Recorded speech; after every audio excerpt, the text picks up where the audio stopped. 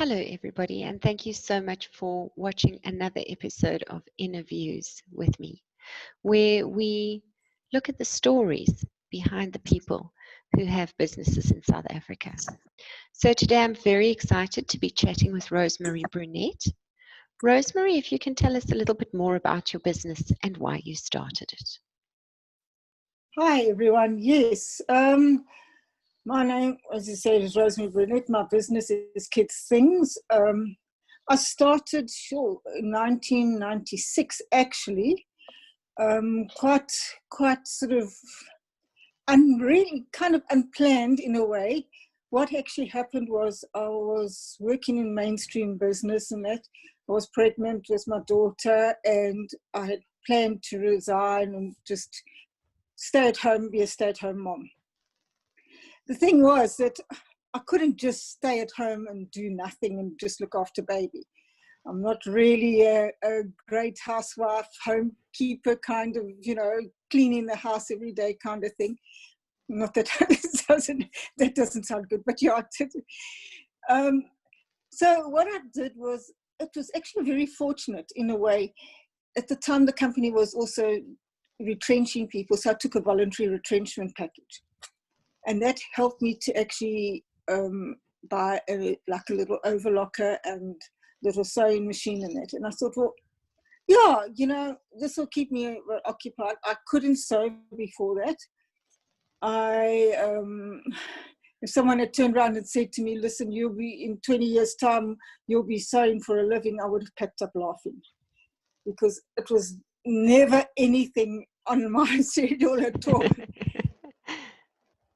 I was kind of like really, okay, well, let's try this, let's, go and do it. So once baby got a little bit sort of more manageable and I could take her with, and we went up, did a couple of classes and that, and I started just pottering around in that. And I actually enjoyed the actual creativity of it, making a little thing and, hey, actually it doesn't look too bad, eh? It's kind of like, yeah, I'm very proud of myself. I could actually do this. Yeah. And that was kind of like quite a big step for me in a way, because as I said, I wasn't particularly domesticated inclined. I'm very much more into outdoors. I love my sport and that as well.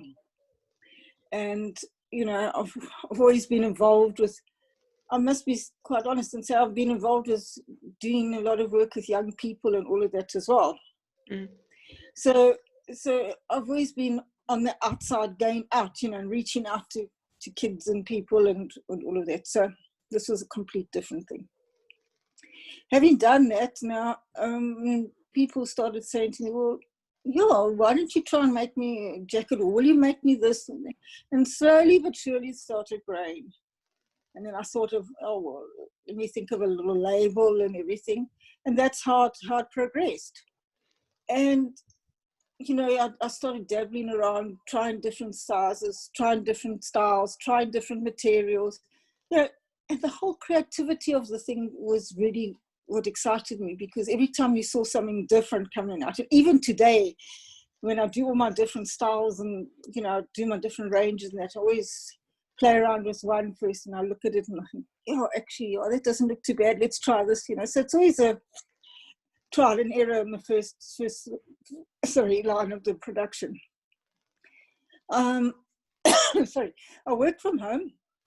I still do. I've got a sewing room outside, which kind of grew with me and everything.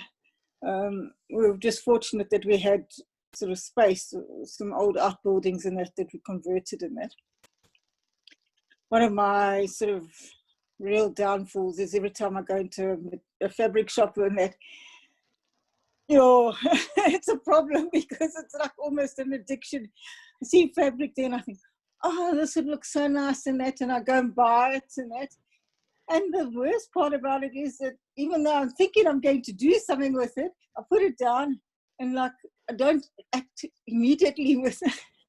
And two months down the line, I'll go, hey, this is nice fabric. I wonder what I bought it for. Mm. Really? So I do have quite a lot of fabric, but it's nice because then you can experiment. If you need something, it's there. Mm. Mm. So yeah, it's just grown. How eventually started marketing stuff from that was, we started out, we had what we called Art in the Park many years ago in Port Elizabeth. Mm. It was in St. George's Park. It was a big thing. It was a Sunday once a month, and everyone used to go. So we started out. You can ask quite a lot of people in Port Elizabeth, and you'll see that they've all kind of like started out with the Art in the Park scenario. And that's how we started, with having a little stall and all of this. And then eventually I started traveling when I could. My daughter was now getting a little bit bigger, and that's so I could travel, and I'd go to sort of local markets outside of Port Elizabeth as well. My husband turned around and said to me, he's quite happy to stay at home and look after my daughter. I was very fortunate to have got a really kind of like understanding, yeah, okay, do whatever you want to do kind of husband. Mm. And he said, no, he's quite happy to stay at home with the daughter. It's much easier, etc. And you just go. So that's how it went. And I did quite a few sort of like markets around Port Elizabeth, East London, sort of all that area. Mm. And then, my daughter started getting a little bit bigger, and started getting involved in like gymnastics and all kinds of things like that. So I started sort of cutting back a little bit and giving her more attention, running around a bit more with her, taking her to, the normal mom's thing, start getting involved. And once school started, of course, then it was another story completely. So I still did things, and I still did more, the local markets, the monthly markets and that, but not as much traveling in them. So yeah, from there, I kind of slowed down a bit. So there was a bit of a gap in the time. I was actually like spending time with her. Started getting to a point where, Mom, do you really have to be around, kind of thing. And then I said, okay, it's time to sort of look elsewhere and that, and go back to what you were doing and what you were enjoying doing. Mm. So then I started picking up and going back into that. And with that came a lot of other contacts in that. What I did as well was I had some people come and help me, because I found that now I was sort of starting to go a bit bigger, shall we say. And I had actually started out with my cleaning lady, who showed some kind of like interest in sewing. So I started teaching her, and eventually lost her as a cleaning lady and got her as a seamstress.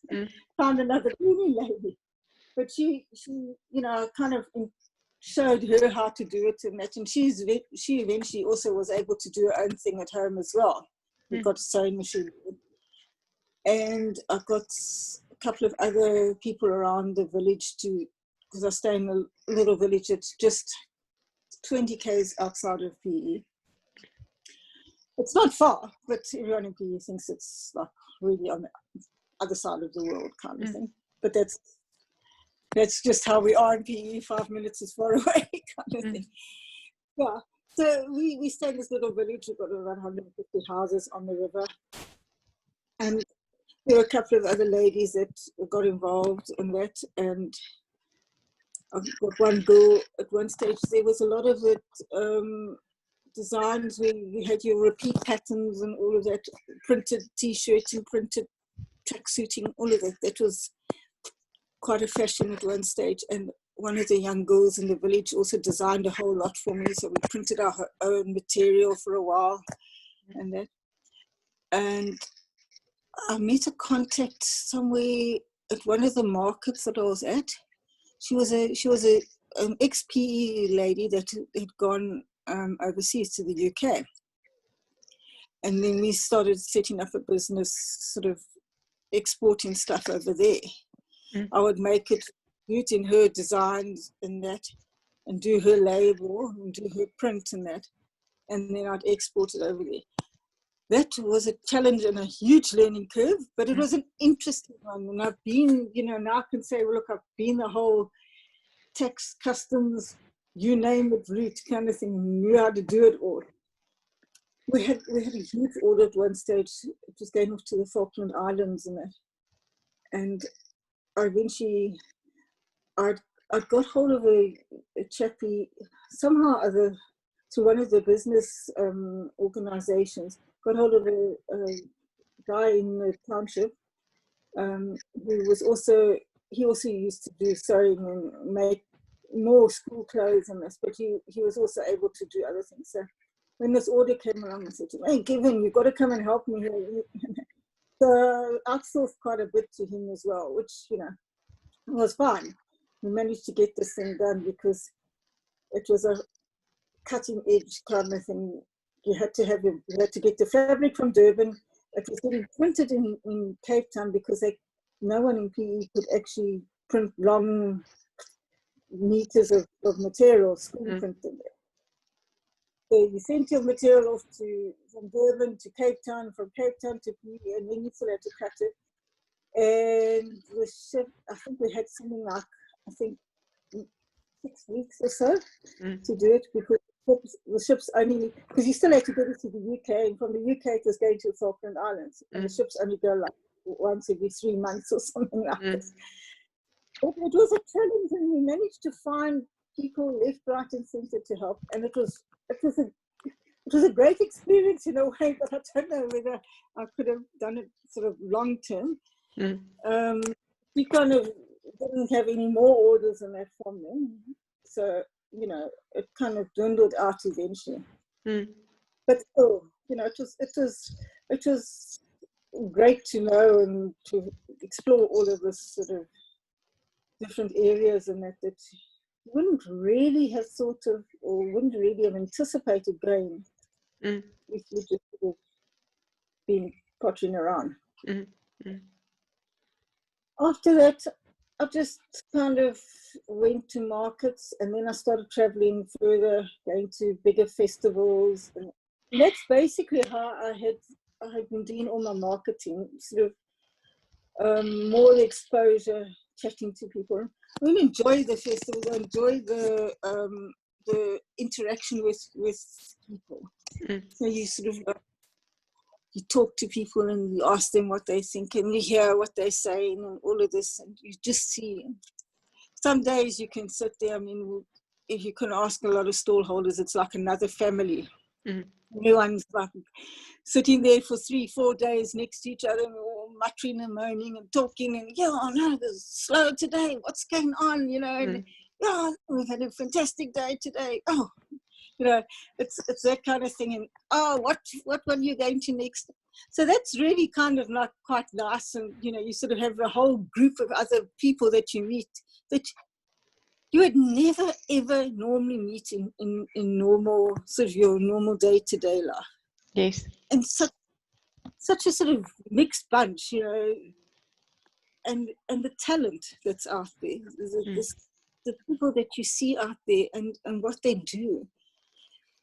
And it also made me really realize, especially in the last, I've been doing it now again for about 6-7 years, maybe 8 years now, that small businesses are definitely a thing that it does happen, and it's created through the economical situation that we are in South Africa. And each and every one of those little guys that have got stalls and that are also employing someone behind the scenes or getting someone to help them. Yes. And it's actually a really integral part of the society nowadays. And I just sometimes think that it's very overlooked. Yes. It's always big business and everything like that. But all the little guys, and there's so much out there that people don't even see or realize or appreciate just how much talent is out there, and initiative and innovations and that people get to. So Absolutely. that's sort of where I am. What has actually happened, and the last 2019, yeah, 2019 got to be a bit slow. So I was kind of thinking, look, we're getting on, this maybe time to cut back a little bit, going to all the markets and festivals. I was doing at least one a month, sometimes going away for three weeks at a time. So I thought, well, starting to, it's not, economy isn't doing so great. Maybe I must start cutting back. And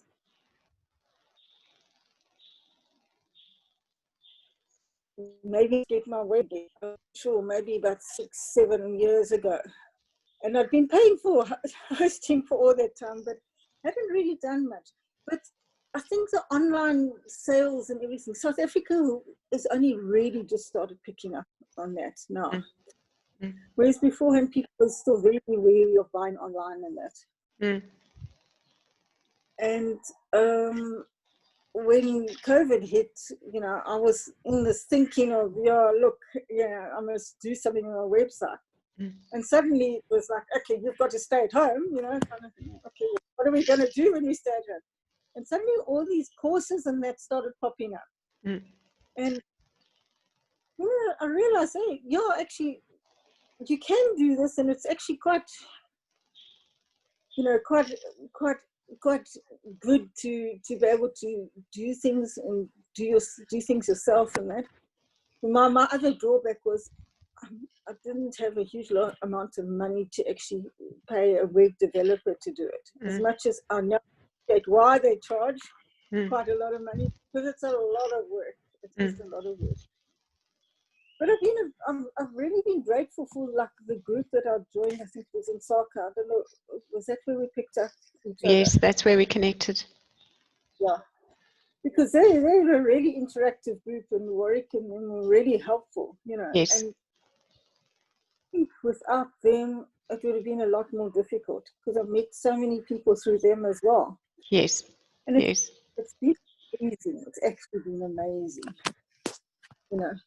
So that's basically where we're at the moment. I'm busy adjusting my website and that, but it's out there, and we now just plugging it away and pushing the marketing side, which is a hard side too, but you've got to get out there. That's such an amazing story of how you've persevered for many years and how you've successfully kind of pivoted your business in response to what has happened this year. It's a really great and inspiring story. No, it was something that came out of just maybe a need to do something, and once I started doing it, then I realized it was actually enjoyable. And I've always said, the day I feel that I've got to go and sew, then I stop. Because then my heart, my spirit aren't in it. You've got to be able to know that when you go in there, you're doing it because you want to do it, you enjoy it, and it's your passion, your work, your soul in your work. So who do you make clothing for, Rosemary? Okay, so I've been making clothes for, basically I was doing all kids up to the age of about 7 or 8 years. But I found that, I was doing things like t-shirts and shorts and tracksuits and all of that, and a lot of different things like that. But I found that the competition with the general stores it's hectic. And you cannot compete with the prices. For a little t-shirt, you can't buy the fabric for what they're selling it for. Yes. And it's a sad thing. I mean, it's obviously, the imports that have been coming into the country have done it. I think it's a sad thing for the whole fabric textile industry as such. But yeah, so what I've done now is I've doing more the baby line, and kids up north, boys and girls up to about 2 years old. Mm. And then I still enjoy doing all the pretty girls' dresses and that, so I've been doing that as well. Mm. Dabbling a little bit with making toys, because I enjoy that every now and then, popping up some things. I do crochet and knit every now and then. Yes. I'm unfortunately one of those people that even if I'm sitting watching TV, I've got to be doing something with my hands. Yes. Yes. Yes. I'm just one of those people. So that's also been like sort of a little bit of a sideline. And yeah, that's basically the line I've got is sort of girls basically up to about 8 years old. Girls pretty and outfits and that. And then the babies sort of line up until about 2 years old. Mm. Look, I make to order as well. So I mean, if someone wants something particular, I'll make it for them and that kind of thing as well. Okay. Okay.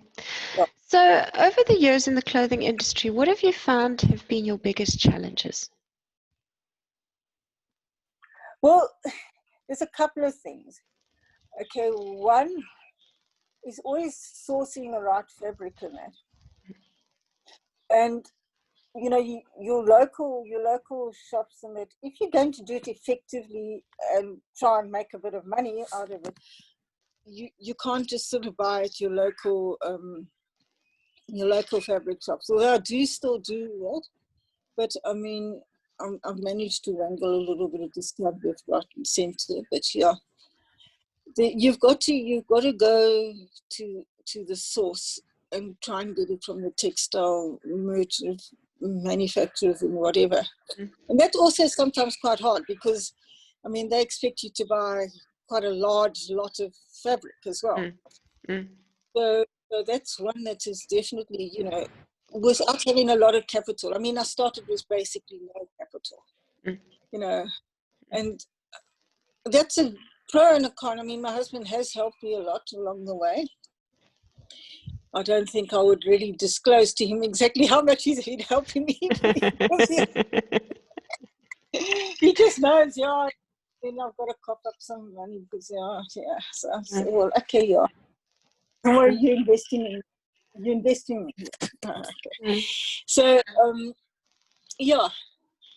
And then myself, I kind of felt, well, am I experienced enough? Am I doing it properly? You know, is it good enough? You know, there's always a little bit of kind of like self-doubt. Yes. You always kind of think, well, are you doing it right? And I mean, I have been to quite a lot of classes now, and I've watched things and that. So I feel, yeah, I've got a lot better, and I'm always trying to improve and look at different methods, and always trying to get information from wherever I can to see how I can do it. So there's always that. Other than that, again, getting it out there as well. Marketing is always a big. And yeah, so those are the three main challenges. Well, I'd say the biggest one now at the moment is more marketing, getting it out there. So I know from my own experiences as a manufacturer, as a clothing manufacturer, that my big challenge was I could either market or I could make. So what I would tend to do is I'd market hard and then I'd sell a bunch of stuff and then I'd have to go into my factory and make it for all the deadlines that I had and then deliver it and then there was nothing for a while because now I had to go back to marketing again. So I found that my money always did this. Do you have that experience? Definitely. It's kind of, well, you see, with doing the shows and that, it was kind of, it sort of evened it out a little bit because you'd only be going to shows sort of towards the end of the month. They always generally have shows at the end of the month. So during the month, you could kind of like sew enough to do the show, but you also still had that kind of like, oh well, now I must go and sew would push everything out there, and then so suddenly, oh, hang on, I know I work like crazy. Mm. So that's it. Another thing is a lot of this are often quite a bit of admin work that you've got to do and run around. So yeah, you know, when I had people working for me, then it helped a little bit. I haven't got anyone working for me at the moment because, you know, we just sort of like doing the whole reinventing the wheel kind of thing in a way. Yes. Because once it starts up again, I mean, I've got people that I can get in on contract basis and that, so it's quite nice, you know, in a way. Mm. Mm. There you go. And what do you enjoy most about what you do? I just like seeing the creativity of it. I like seeing the finished product. I like seeing it even better on someone. Yes. You know, and it looks lekker. It looks really great. Yeah. That's That wonderful. I love seeing. Yeah. That's wonderful. And what advice would you give to somebody who's thinking about starting a little clothing business today? Well, first of all, take the first step. Go and get a few lessons. If you don't know anything, try and ask people or go to somewhere where you can go and get some lessons, and then just start experimenting. Don't be afraid to go out and make a mess the first time. You know, obviously you're going to try and use something sort of like a cheaper material first, you know, going to all these expensive fabrics and that. But start experimenting. And don't be afraid, because you'll be amazed as to how much you can actually achieve by just playing around and learning from there and just growing from there. So it's always just take the first step, go and get some classes. If you don't, ask people if you can't find classes. There's someone that is always willing to help you. And which do you think work better in your experience? A monthly market that you do every month in the same place, or the festivals that you travel around and follow? Well, I'll be very honest with you. I enjoy the festivals more, and the reason being, look, there's a lot of, whether you go to a monthly market or a festival, there's a lot of packing up and packing out and all of that. And most of the monthly markets are outside, and in Port Elizabeth, the wind and myself don't go to I've been to lots of monthly markets, and eventually I'm running around catching everything because the wind's blowing. Yes. But yeah, look, I mean, you get your regular customers if you have your monthly markets and that. It just depends on how and where you position yourself in that. But I've always enjoyed the festivals. Again, it's also a chance you take, because it's how well the festival organizers have marketed the festivals themselves as to get the feet in. Yes. I mean, my favorite festival, and it will still be, and I will still go to it every year if I can, if I obviously get accepted in that again, but I'm hoping so. And that's up at Innerviews in Nelspruit. Okay. It's a huge, and really, I mean, you know, you enjoy it from the day you walk in to the day you leave, you know. Yes. Besides the fact it's big and you actually do very well. Yes. It's just one of those festivals, you know, it's just enjoyable. And festivals themselves, I'm not sure how they're going to go forward in the new year. I find that it's a lot of hard work. I've actually done festivals myself, run them myself, because I have another life, another part of my life, which I won't get too involved in now, because it pulls. It was one of those things that it sort of like pulls half of you this way and half of you that way. Because you know, it's my sport. But we've organized festivals, and I know it's a lot of hard work. And as a store holder, there's a certain expectancy from the festival organizers, and the festival organizers obviously have a certain expectancy from the store holders as well. But but you know, you go along to a lot of festivals and there is nothing happening, and the organizers they don't really care. And then you kind of think, well, you know, without us, you wouldn't have a festival. So yeah. But I personally, I enjoy the festivals because generally you get a lot more feet concentrated at a thing, at a market straight away. But if you're not going to travel, and that's obviously your monthly markets are always going to be the ones that you'll be able to get your regular customers in. But in clothing, I don't know, you know, it's a very seasonal thing as well. Yes. So it's not one of those things that you can just say, well, okay, every month I'm going to bring a whole lot of clothes in it, because, I mean, if it's winter time, no one's going to buy summer clothes until the end of winter, and vice versa. So you've always got to sort of like know when to do what with your ranges. Yes. You know, it's not like sort of a lot of the other stuff where it's there and you can just do it, and it's not going to go out of fashion or anything like that. How far in advance do you plan your season changes? Generally, sort of in winter, sort of like the beginning of winter, I'm looking at summer stuff. So it's maybe 4 or 5 months, you know. So I'm looking at the summer stuff, looking at what I'm going to do. And what I do is I look at a lot of what is happening overseas, you know, because I mean, it's their summer when it's our winter. And generally I find that the trends will filter through. I'm saying that all of them do, but a lot of them do.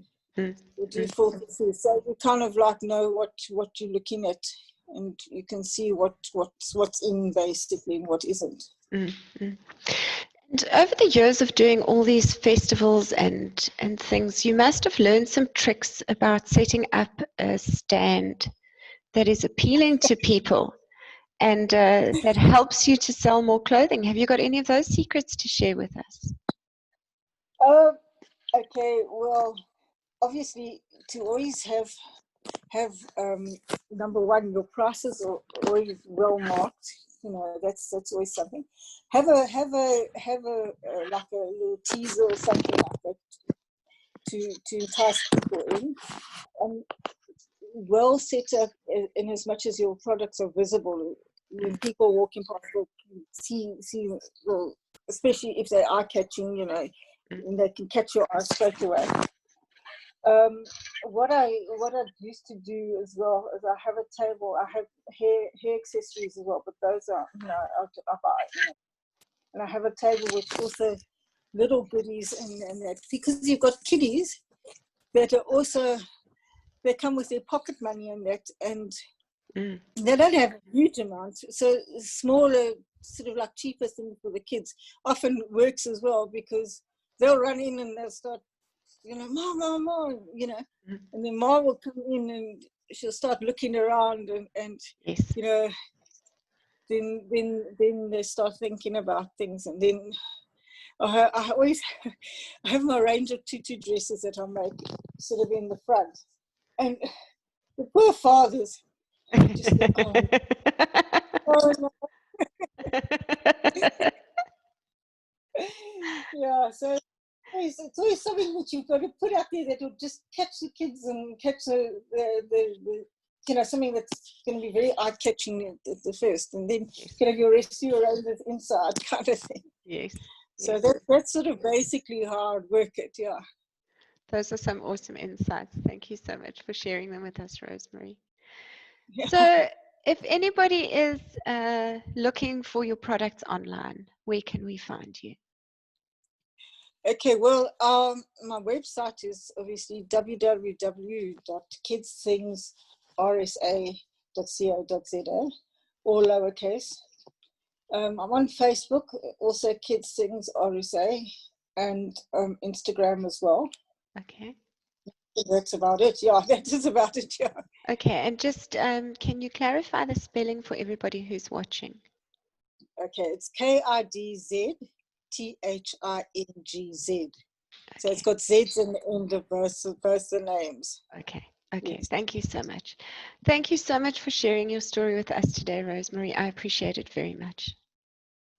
Well, thank you for the opportunity of being able to do it. It's really, it's quite a thing when you've got to sit down and you think about your sort of journey from where you were to now.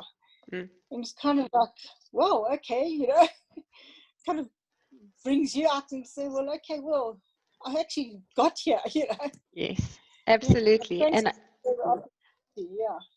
I'm pretty certain your story is going to inspire others.